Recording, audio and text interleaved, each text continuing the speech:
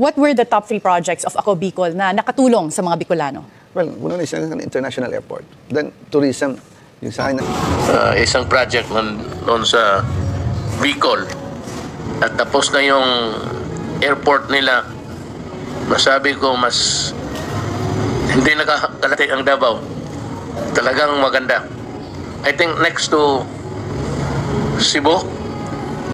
Have a good day, everyone. Duterte diehard defenders. Mga ka-defenders, anong pinagsasabi nito ni Zaldico na isa sa mga project ng Ako Bicol Party List na nakatulong daw sa mga taga Bicol ay ang International Airport Anong kinalaban niya sa airport na yan Part yan ng legacy ni PRRD. Kaya paano niya nasabi na naging part siya ng pagpapagawa niyan? Baka naman ang construction company niya ang nakinabang.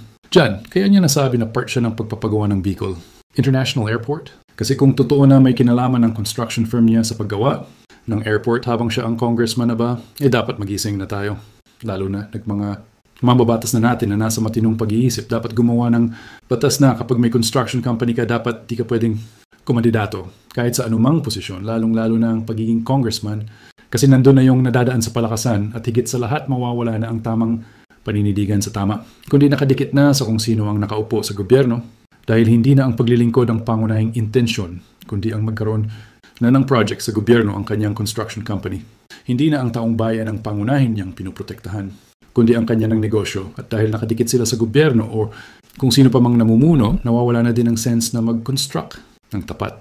Nakita niyo naman nangyari sa Bicol nung bumagyo, halos 200 tao ang namatay, gayong may budget naman na ginugol sa paggawa ng flood control sa mga nagdaang taon. So bakit nangyari yung ganyang tragedy? Gayong normal lang naman ang lakas ng hangin at ulan sa bagyong Rumagasa noon sa Kabikulan. So bakit umabot ng ganun kadami ang namatay? Kasi hindi naman talaga nagawa ng tama ang project. Kaya kahit simpleng bagyo, lang baha ang inabot at ang nakakalungkot, madami ang namatay sa simpleng bagyo na yon kasi nga wala naman talagang project na ginawa, wala talagang flood control.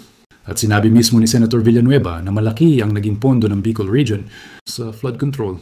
Nakita ko lang dun sa social media na yung sa Bicol Region, sabi 9 billion yung flood control program sa Bicol Region for 2023 or even 2024. Hindi po totoo yun kasi in 2023 sa DPWH alone, 29.4 billion ang budget. This year, for Bicol Region 2024, ang budget for flood control ng DPWH ay 31.9 billion. So 2023 and 2024, meron kang 61.42 billion na budget for flood control in Bicol Region alone. Kaya kahit siya nagtaka, bakit sa ganong klaseng bagyo grabe ang inabot na baha at ang nakakalungkot ang daming namatay. So isa lang ang ibig sabihin niyan, walang ginawang flood control project sa Bicol Region.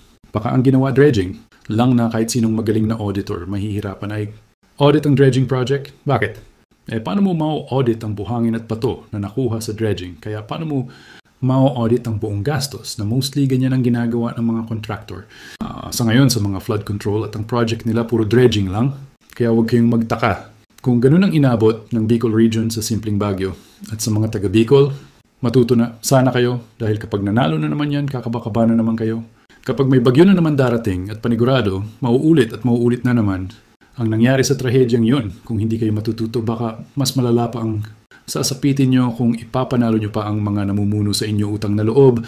At Management National Government Budget. Ngayong taon po, 2024, mas mataas po ang inilaan na budget ng Kongreso para sa DPWH alone.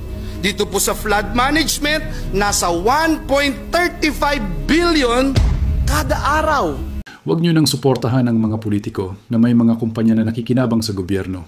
Kasi ang intensyon niyan, hindi na ang maglingkod, kundi ang magkaroon ng project ang kumpanya nila sa gobyerno. Maraming salamat, Duterte diehard defenders, peace and God bless.